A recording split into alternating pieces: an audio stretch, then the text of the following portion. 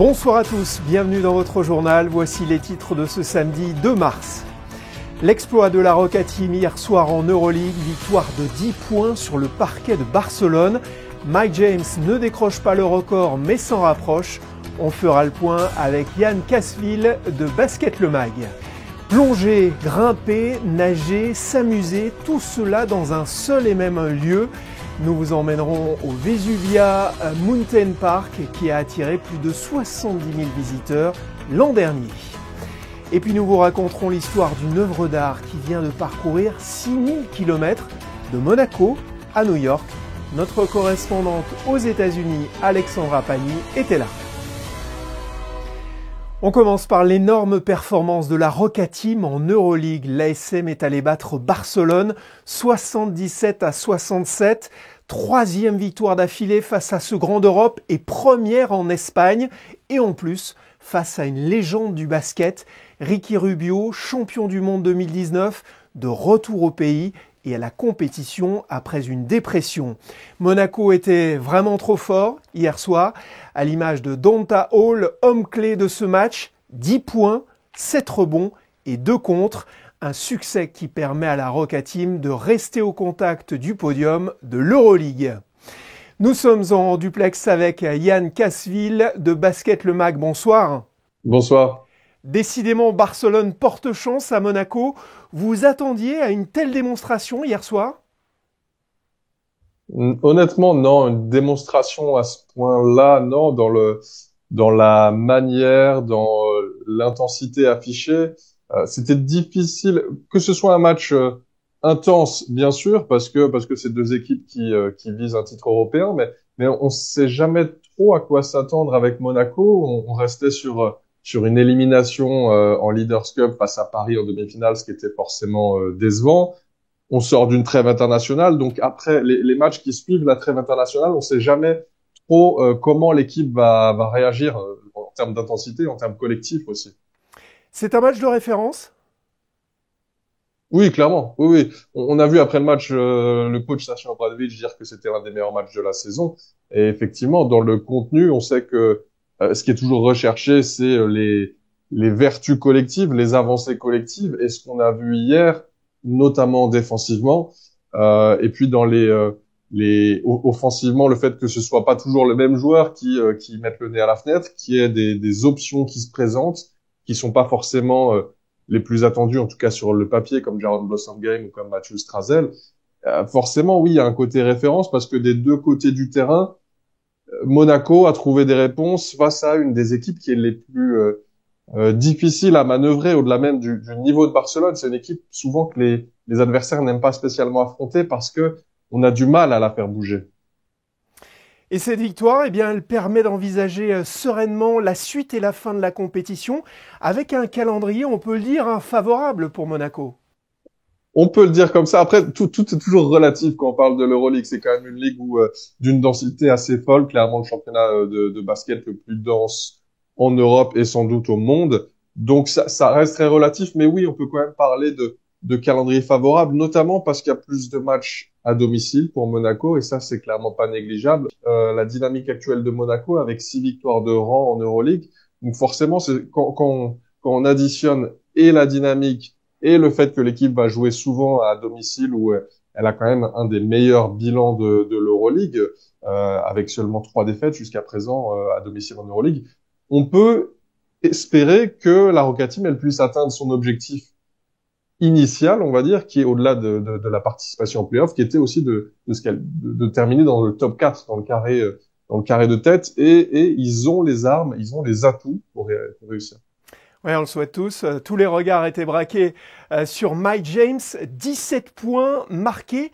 Qu'est-ce qui lui a manqué hier soir pour décrocher le record de points en Euroleague ?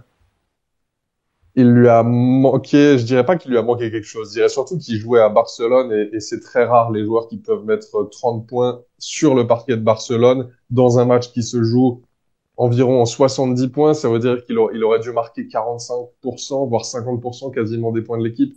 Ça aurait été complètement historique, mais c'est pas vraiment dans le sens de ce qu'est l'Euroleague. C'est pas si surprenant qu'il ait pas pu marquer 29 points hier, et surtout l'essentiel est pas là parce qu'il sait que ce record il va l'avoir. Et au final, il l'aura peut-être une semaine plus tard, il l'aura peut-être à domicile. L'histoire, il va quand même l'écrire. Et finalement, c'est peut-être pas plus mal que le record n'ait pas eu lieu hier, parce qu'au moins, on a pu se concentrer, tout le monde a pu se concentrer sur ce qui était le plus important, c'était la victoire collective. Le record, il l'aura dans tous les cas. Effectivement, ce sera sans doute jeudi prochain à Gaston-Médecin, devant son public, vous l'évoquiez. Un scénario de rêve. Vous qui l'avez rencontré et interviewé, notamment lors du dernier numéro de Basket Le Mag, que représente ce record pour lui? C'est paradoxal parce que je pense que ça représente beaucoup pour lui parce qu'il sait, bien sûr, ce que ça veut dire dans l'histoire du basket européen. Mais on sent cette saison qu'au-delà de ce record, il est motivé peut-être comme il ne l'a jamais été, ou en tout cas qu'il a un tel niveau individuel qu'il arrive à tirer les autres avec lui. Donc c'est aussi un leader collectif. Et on voit bien que l'objectif final, c'est le titre pour Monaco. Donc ce record-là, même s'il est exceptionnel, dans le cadre de cette saison-là où Monaco vise quelque chose d'historique, peut-être que finalement, il le réalisera encore plus à la fin de sa carrière.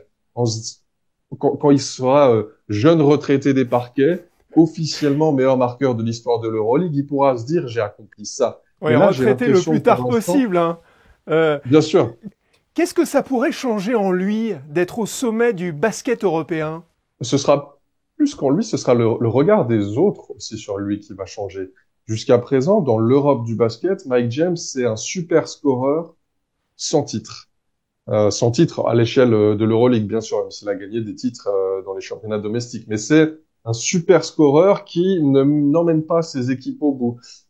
C'est un atout offensif exceptionnel. Sauf que là, en devenant le meilleur marqueur de l'histoire de l'Euroleague, forcément, ce statut-là, même si on parle que de points, on parle que de statistiques individuelles, ça amène un autre regard, pas forcément des joueurs, parce que les autres joueurs, les autres légendes de l'Euroleague, les Vassilis Spanoulis, les Nando De Colo, tous disent déjà à quel point c'est un grand joueur.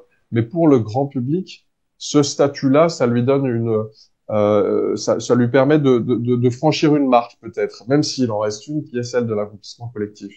Comment ces performances, justement, sont-elles perçues, analysées, commentées, que ce soit en Europe ou aux États-Unis? En Europe, d'ailleurs, tout d'abord, cette saison, j'ai l'impression que les avis sont quasiment unanimes. Tout le monde est d'accord pour dire qu'il n'a jamais été aussi fort. On lui a posé la question, lui, il n'est pas forcément d'accord. Il estime qu'il a déjà eu ce niveau par le passé. Mais si on mêle ses performances individuelles avec une régularité absolument exceptionnelle, jamais moins de 10 points en Euroleague par match dans un match cette saison, cette régularité-là, cette capacité à fédérer autour de lui, à mener son équipe à la victoire, avec des pourcentages d'adresse absolument fabuleux. Il est à plus de 40% à 3 points, ce qui pour lui, pour n'importe quel joueur, c'est bon, et pour lui, c'est excellent, parce qu'à la base, c'est pas forcément un shooter d'élite. Tout ça cumulé fait qu'aujourd'hui, l'Europe du basket est d'accord pour dire que le meilleur joueur, sans doute, cette saison en Europe, c'est Mike James. Après, aux États-Unis, c'est différent, parce que les États-Unis sont tellement focalisés sur la NBA que eux, ils ont plus le regard sur le joueur qu'il a été en NBA, parce qu'il a joué en NBA, il a eu des passages où il était talentueux, mais c'était pas un des leaders de l'équipe. Donc le regard est forcément différent. Mais en tout cas, pour ce qui est de l'Europe, je pense qu'aujourd'hui, il a clairement mis tout le monde d'accord. Et on n'a pas fini de parler de lui. Rendez-vous donc jeudi pour Monaco, Étoile Rouge de Belgrade. Merci Yann Cazeville. Merci à vous, merci beaucoup pour l'invitation. Formule 1, première course de la saison et première victoire pour Max Verstappen. Le triple champion du monde a dominé de bout en bout le Grand Prix de Bahreïn. C'est la 55e victoire de sa carrière. Doublé pour Red Bull puisque Sergio Pérez termine deuxième. Charles Leclerc est quatrième, juste derrière son coéquipier chez Ferrari, Carlos Sainz. Prochain Grand Prix en Arabie Saoudite, samedi prochain. En football, on retiendra ce match nul solide de l'AS Monaco face au PSG. Pas de but, mais de belles actions et de bonnes intentions de la part des Rouges et Blancs. Côté parisien, la décision de Luis Enrique de sortir Kylian Mbappé à la mi-temps alimente toutes les rumeurs de tension entre les deux hommes. D'autant que Mbappé a surpris tout le monde en assistant à la deuxième mi-temps, non pas sur le banc avec ses coéquipiers, mais en tribune avec ses proches. On part maintenant aux États-Unis pour la chronique américaine d'Alexandra Pagny. Nous évoquions dans nos précédentes éditions le passage à New York d'une des régisseuses des collections du NM&M. Sa mission ne s'est pas limitée à dresser l'inventaire des œuvres dans les différentes ambassades. Elle supervisait aussi le prêt d'une œuvre d'art. Vous nous en dites plus, Alexandra, bonsoir. Bonsoir à vous, tout à fait. Il s'agit d'une œuvre en prêt dans le cadre d'une exposition consacrée à l'artiste française d'origine ukrainienne Sonia Delaunay. Elle est visible jusqu'au mois de juillet au Bard Graduate Center à New York. Je vous amène découvrir cette exposition intitulée Living Art. Elle a parcouru plus de 6000 kilomètres pour rencontrer le public new-yorkais. Cette œuvre de Fiona Lyon appartient à une collectionneuse privée, habituellement gardée avec précaution dans les réserves du nouveau musée national de Monaco, qui a donc eu la charge de la convoyer jusqu'ici sur la côte est des États-Unis. Avant, en fait, de partir, on a demandé à une conservatrice restauratrice spécialisée en peinture de faire un constat d'état de l'œuvre. Donc, elle précise là où il y a eu déjà des problèmes, s'il y a des petites lacunes, des craquelures, des soulèvements. Et voilà. Donc moi, j'ai une photo avec l'emplacement de toutes ces altérations. On va voir si on a des nouvelles. J'espère pas. Mais normalement, tout s'est bien passé puisque j'ai suivi l'œuvre depuis son départ, donc en camion. Un travail minutieux qui rentre dans les critères d'une convention de prêt établie entre deux institutions. Elle prend en compte le constat de l'œuvre, son transport, son assurance, mais aussi son droit à l'image par exemple.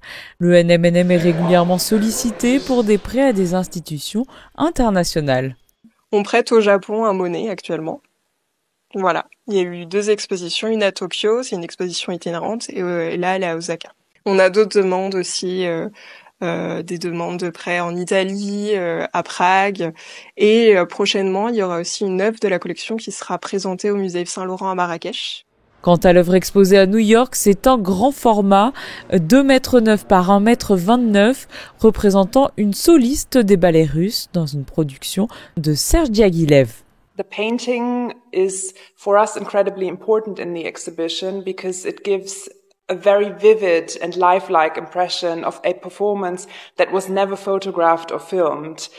The story is such that in 1918, Sonia and her husband, Robert Delaunay, lived in Madrid in Spain and met in the spring of 1918 Serge Diaghilev, the impresario of the Ballet Russe, and he commissioned them to create a new scenario, a new set, and new costumes for his production of Cleopatra. Une Cléopâtre tout en couleurs exposée au sein du Bard Graduate Center jusqu'au début du mois de juillet dans le cadre de l'exposition Living Art. This exhibition is a result of nearly 3 years of research conducted in archives throughout France. And through this research, we've been able to approach Sonia Delaunay's art in really new ways. And what we have focused on here is her interest in and production of applied arts. L'exposition est composée de 200 objets, tous issus de près de grands centres d'art, permettant de refléter la production complexe de Sonia Delaunay. Merci Alexandra et à bientôt pour d'autres chroniques américaines. Un peu de Bretagne à Monaco, je ne vous parle pas de la météo de demain, mais d'un nouveau restaurant en lieu et place de l'ancien café Loga, son nom Anoia. Vous y trouverez des galettes salées et de nombreuses spécialités. Alban Gingembre et Thomas Deus ont succombé à la tentation. Des galettes bretonnes, il n'y en avait pas encore à Monaco. Aujourd'hui, elles sont là dans ce tout nouveau restaurant. Avec des vrais produits locaux de Bretagne. On a fait appel à des maisons de là-bas, notamment pour le Kouign-Amann, qui est une spécialité de dessert bretonne. Et on a également notre caramel beurre salé, qui est exceptionnel, en tout cas nous, à nos papiers, à ce qu'on nous en dit. On a la partie galette qui est faite avec du blé de sarrasin. Au menu, clin d'œil à l'ancienne institution avec toujours une offre de brasserie. L'équipe est d'ailleurs toujours la même. On a voulu du coup imbriquer et faire un concept assez innovant en mettant et la galette bretonne et ce qui fonctionnait de cette institution qui est anciennement le Loga Café, qui est connu depuis quand même une trentaine d'années. Garder ce côté brasserie avec des plats plus classiques mais qui étaient goûteux et reconnus. Originaire de la Bretagne, ce couple a mis toute son identité dans ce restaurant. C'est dans une bande dessinée que vous choisirez votre galette. C'est une passion que j'ai personnellement depuis des années et que j'ai voulu retranscrire dans ce restaurant. Donc vous avez pas mal de décorations qui tournent autour de cet univers de la bande dessinée. L'ouverture d'Anoia, c'est ce samedi 2 mars. Une idée de sortie pour ces vacances, direction le Vesubia Mountain Park à 1h30 de Monaco. Dépaysement et sensations garanties, on grimpe, on saute, on nage pour le plaisir des petits comme des grands. Alban Gingembre, Thomas Deus et Clélia Renaud se sont rendus sur place. C'est en pleine vallée de la Vésubie, dans ce complexe de 3000 m², qu'une multitude d'activités s'offrent aux petits et grands, idéal pour s'occuper pendant les vacances. C'est un lieu unique en Europe, notamment grâce au canyon intérieur. On retrouve les sensations de l'extérieur en toute sécurité, dans une eau chauffée, accompagné par un guide de haute montagne. Et puis nos voies d'escalade, 60 voies de tout niveau, du débutant au confirmé, une piscine, une salle de sport, enfin voilà. Un centre unique dans une vallée qui est magnifique. Les familles peuvent rester une semaine, 10 jours dans la vallée sans faire la même chose, des randonnées extérieures, aller voir le parc des loups, aller skier à la Colmiane et puis évidemment venir au centre. C'est toujours le wow quand les gens rentrent au Vesubia Mountain Park. Pour commencer notre visite, direction l'activité phare, le canyoning. Une fois qu'on est pendu comme une saucisse, on a juste à laisser glisser la corde dans les mains jusqu'en bas. On essaye ? Go. C'est génial, c'est top de pouvoir faire ça en hiver, en intérieur. On a fait quand même 2 heures de route pour venir. Et on reste là la journée, on va faire escalade ensuite. Et ouais, il se régale.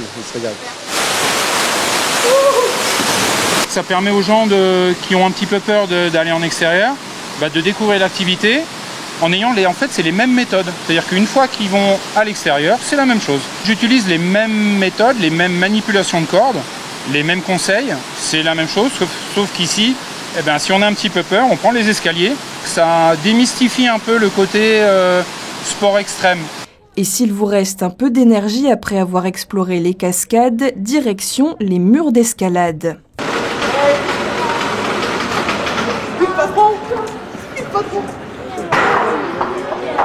C'est hyper ludique comme parcours, donc c'est bien. Et puis surtout trouver un complexe comme ça qui propose différentes activités, la piscine, le canyoning, l'escalade, c'est vrai que c'est top, quoi. Ça les immerge dans des parcours comme ça, c'est super. Ouais.